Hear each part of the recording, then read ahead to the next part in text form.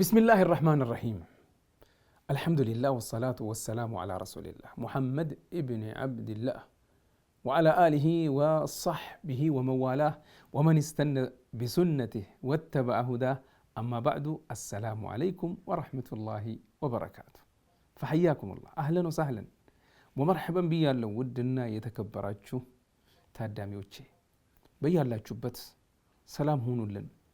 ወንዱም ሴቱም ትልቁም ትንሹም ሀገር ውስጥ ያላችሁ ከሀገር ውጭ ያላችሁ በያላችሁበት አላህ ሰላም ጤና ያርጋችሁ። አላህ ኸይራችሁን ብዝት ያርገው። ከክፉ አላህ Subhanahu Wa Ta'ala ይጠብቃችሁ። ያ ሐዩ ያ ቀዩም ያ ዙል ጀላሊ ወልኢክራም። አንዳንዴ እኛ ራሳችን የሚገርመን ነገር አለ።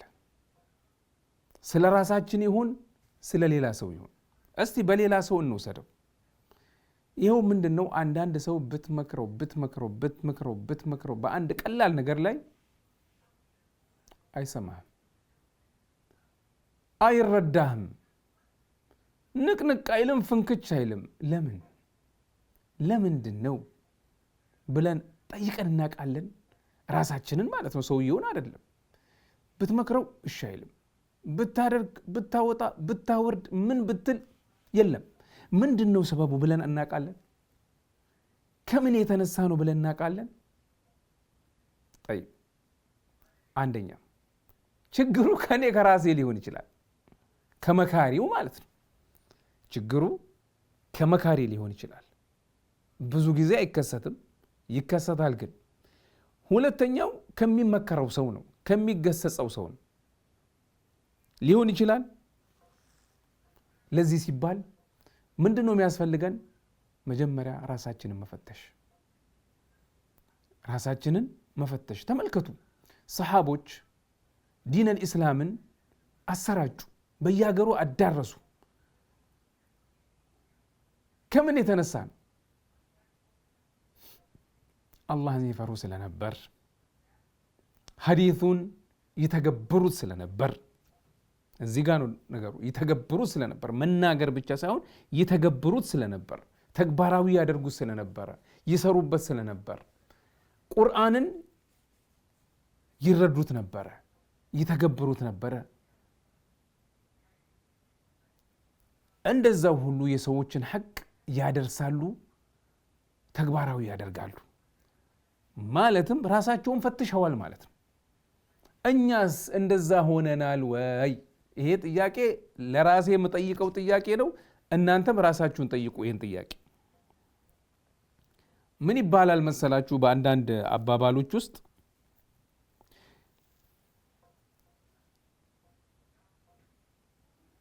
አንዳንድ ሰው ምክር አይገባው፣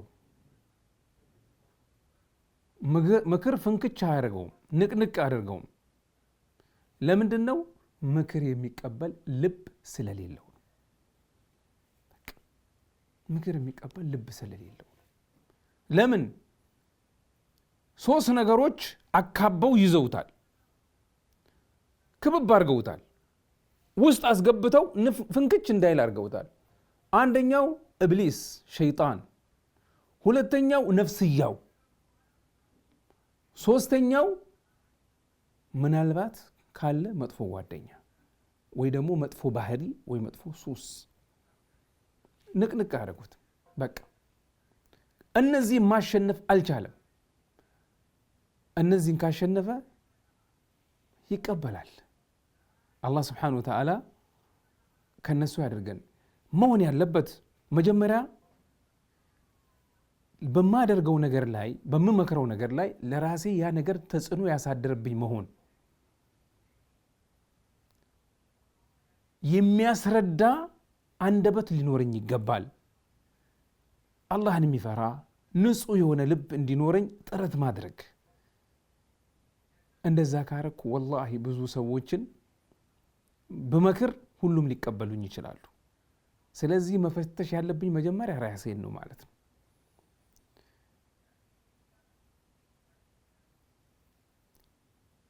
ለምሳሌ አንዳንዴ ሐዲሶችን ጠቅሰን አጣቅሰን ከቁርአን አያቶች አጣቅሰን እንደዚህ እኮ አላህ ይላል እንላለን። ተረድተናል ወይ? እኛ ራሳችን ያንን አውቀነዋል ወይ? ተግብረነዋል ወይ? ራሳችንን ጠይቅ። አይ የማይተገብር አይምከር ማለት አይደለም ላ ነገር ግን የበለጠ ተጽዕኖ የሚኖረው ያኔ ነው። የበለጠ ተጽዕኖ የሚኖረው ያኔ ነውና ራሴ በተቻለኝ መጠን ያን ነገር ተግባራዊ ላድርግና ሰዎችንም ወደዛ ልጣራ። አላህ ስብሓነሁ ወተዓላ ምን ይላል በቁርአን ውስጥ? ላ የመስሁ ኢላ ልሙጠሃሩን ይላል። ስለ ቁርአን ሲያወራ ቁርአንን የሚነኩት ንጹህ የሆኑ ጠሃራ ያላቸው ናቸው ይላል። ምን ይላሉ አንዳንድ ዑለማዎች? ሀታ ትርጉሙን ለመረዳቱ ራሱ ልብ ሊኖረን የሚገባው ራሱ ውበቱን የቁርአንን ውበት የቁርአንን ልዩ መሆን የቁርአንን ሂዳያውን አላህ ስብሓነሁ ወተዓላ የሚሰጠው ጠሃራ ላላቸው ነው። ልባዊ ጠሃራ፣ ልባዊ ንጽህና ላላቸው ሰው ነው። ለዚህ ነው ዑለማዎች ከሁሉም በበለጠ ሁኔታ የሚረዱት ነፍሳቸውን ሁሉ ነገራቸውን ለዲኑ ስለሰጡ አልዑለማ አረባንይን እውነተኞቹ ዑለማዎች። ለዚህ ሲባል እኛም ክፍት ብናረግ ልባችን እንደዛ ኖራለን። ምን አለ ዑስማን ብን አፋን ረዲየላሁ ዐንሁ ወአርዳህ ለው ጠሁረት ቁሉብኩም ማ ሸቢዐት ሚን ከላሚ ረቢኩም፣ ልቦቻችሁ ቢጠሩ ኖሮ ንጹህ ቢሆኑ ኖሮ ጥርት ቢሉ ኖሮ ከአላህ ስብሓነሁ ወተዓላ ቁርአን ባልጠገባቸው ነበር ነው የሚለው። ሱብሓነላህ ሱብሓነላህ። ስንታችንን በዚህ በሶሻል ሚዲያ ዘመን ስናገላብጥ ኦኬ ሞባይሌን አፕሊኬሽን ከፍቻለሁ። ለምሳሌ ፌስቡክ ነው እንበል፣ ቲክቶክ ነው እንበል፣ ዩቲዩብ ነው እንበል። ስንታችን ነው ሲያገላብጥ ቁርአን ላይ ሲደርስ የሚዘለው? ራስን ጠይቀሃል ለምን እንደሆነ? ቁርአን ላይ ስትደርስ ለምን ትዘላለህ? ነገር ግን ሌላ ዱንያዊ ነገር የሆነ ነገር ዜና ይሁን ጨዋታ ይሁን ቀልድ ይሁን ምን ይሁን ነፍስያ ስለምትወደው አታልፈው። ቁርአንን አይ በፊት እኮ ስለሰማሁት ነው። ስማው ደግመ ስማ። አላህ ዘንድ እኮ እያንዳንዷ ቃል እያንዳንዷ ፊደል 10 ሐሰና አላት። ለዚህ ሲባል አትለፍ። ስለዚህ አያችሁ ለው ጠሁረት ቁሉብኩም ማ ሸቢዐት ሚን ከላሚ ረቢኩም ነው ያሉት ዑስማን ብን አፋን ረዲየላሁ ዐንሁ ወአርዳ። ለዚህ ነው ቁርአን ብዙ ጊዜ የማይጠቅመን ቁርአን የማይጠቅመን ለዚህ ነው ፍንክች የማያደርገን ሲገሰጽ ትመለከታላችሁ። መስጂድ ውስጥ ይሁን ሙሐደራ ሲደረግ በፌስቡክ ይሁን በዩቲዩብ ይሁን በተለያየ በቴሌቪዥን በተለያየ ሁኔታ ስንመለከት አንዳንድ ሰዎች ሀታ ተራዊህ ሰላት ላይ ተሐጁድ ሰላት ላይ በጀምዓ በሚሰገድ ወይ ደግሞ አንዳንድ ኖርማል ሰላት ላይ አንዳንድ ወንድሞች ሲያለቅሱ ታገኟቸዋላችሁ። ሲያለቅስ ስቅስቅ ብሎ ሲያለቅስ ለምን? ልቡ ገብቷል። ያ ቁርአን ተረድቶታል። ያ ቁርአንን አላህ ስብሓነሁ ወተዓላ እንዲያስተነትን አድርጎታል። ያ ረቢ ከነሱ አድርገን። አያችሁ ልዩነቱን። መስጂድ ውስጥ ያለው ሰው እንበል 500 300 400 200 100 ሰው ነው። ስንታችንን የሚያስለቅሱ አያቶች ላይ ስንደርስ የምናለቅስ? አዎ ችግሩ የሚጀምረው ከራሳችን ነው ማለት ነው። ልቦቻችንን ማጥራት ያስፈልገናል። ቁርአንን ማስተንተን ግዴታ ነው። የወረደውም ቁርአንን እኮ እንድናነበንብ ብቻ ሳይሆን እንድንረዳ እንድናስተነትን ኢባዳ እንድናደርግበት ነው። አይግረምሽ አይግረመን። አንድ እኮ ትንሽ የሆነች ኃጢአት አንተ ትንሽ ነች የምትላት ብዙ በኡማው ላይ የሚያመጣ ጉዳት ሊኖራት ይችላል። እንኳን በነፍስ ወከፍ አይደለም በኡማው ላይ በነፍስ ወከፍ ደረጃ ብዙዎቻችን በራሳችን ኃጢአት የደረሰብንን እናውቃለን። ወማ አሳበኩም ሚን ሙሲበትን ፈቢማ ከሰበት አይዲኩም ወያዕፉ አን ከሲር ይላል እንደ አላህ ሱብሓነሁ ወተዓላ። የኡሁድን ዘመቻ ታስታውሳላችሁ።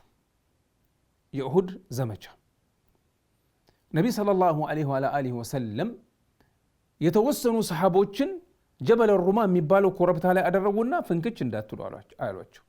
ጀርባችንን ጠብቁ፣ ጠላት ቤትም ባቅታቸው ቢመጣ እዛ ላይ በቀስትና በጦር ሆናችሁ አመድ ታርጉታላችሁ ተብለው እዛ ላይ የተወሰኑ ሰሓቦች ተደረጉ። ወደ 80 ምናምን የሚሆን ጦርነት ተጀመረ። ድሉ የሙስሊሞች ሆነ። በመጀመሪያ ሁኔታ ላይ ካፊሮችን አንኮታኮቷቸው፣ ድል ተደረጉ። ሽሽት ገቡ። ሙሽሪኮቹ ሽሽት ያዙ። አሁን ነቢይ ሰለላሁ ዐለይሂ ወሰለም ወፎች ሲበሉን ብታዩ እንኳን ከዚች ላይ እንዳትወርዱ ብለዋቸዋል። መመሪያ ነው። እንዳትወርዱ ከዚህ ላይ ወፎች ሲበሉን ብታዩ እንኳን ከዚህ እንዳትወርዱ፣ ጩሉሌ ጆፌ የፈለገ ሲበላን ብታዩ እንዳትወርዱ አሏቸው። طيب ጦርነቱ ተካሄደ፣ ሙስሊሞች ድል አደረጉ። ሜዳ ላይ ከነቢ ጋር ሰለላሁ ዐለይሂ ወሰለም ያሉት ኡሁድ ዘመቻ ቦታው ላይ አሁን ምን መሰብሰብ ጀመሩ? ሙሽሪኩ ካፊሩ ጥሎ የሄደውንና የመሳሰሉትን ገኒማ ምርኮ መሰብሰብ ጀመሩ። አሁን እነዚህ እዚህ ላይ ሆነው ይመለከታሉ። መሪያቸው አትውረዱ ብለዋል፣ ነቢ አንወርድም አለ። አሁን ሰሃቦች መካከል ልዩነት ተከሰተ። ነቢ እኮ እንደዛ ያሉን ጦርነቱ እስኪያልቅ ማለታቸው ነው። አሁን የአረዳድ ችግር ተከሰተ። አይ ሌሎቹ አትውረዱ ብለውናል አንወርድም አሉ። እንዲህ ሲሉ አብዛኞቹ ወረዱ። በዚህን ጊዜ ኻሊድ ኢብኑ አልወሊድ በዛን ሰዓት ሙሽሪክ ነበር። የሙስሊሞችን ከዛ ከኮረብታው ላይ መውረድ ተመለከተ። ሳያዩት ከኋላ ዞሮ መጣና እዛ ላይ ያሉትን ጨፈጨፋቸው። ከዚያ ቦታውን ያዘ። ስትራቴጂክ ቦታ ነው፣ ያ ቦታ ወሳኝ ቦታ ነው። ከስርታ ያለ ሁሉንም ነገር ኡሁድ ዘመቻ የተካሄደበትን ቦታ መታችሁ ያያችሁ አይታችኋል። ኮረብታው ላይ ከወጣ ሁሉን ነገር ከታችህ ግልጽ አድርገህ ታየዋለህ፣ ዙሪያውን በሙሉ 360 ዲግሪ። እንደዛ ሆነ። 70 የሚሆኑ ድንቅ የኢስላም ልጆች ሸሃዳ አገኙ። መሞት ሸሃዳ ማግኘት ድንቅ ነገር ነው። ነገር ግን ይሄ ነገር የተከሰተው በስህተት ነው። ተመለከታችሁ ምን አይነት ችግር እንዳመጣ? አንድ ስህተት ሀታ ነገሩን በስርዓቱ ካለመረዳት የተነሳ። ስለዚህ እኔ ራሴን መጠየቅ አለብኝ ማለት ነው። ለሚደርስብኝ ክፋት ዋናው ተጠያቂ እኔ መሆኔን። ለዚህ ሲባል ሁሌም ራሴን መፈተሽ ያስፈልገኛል።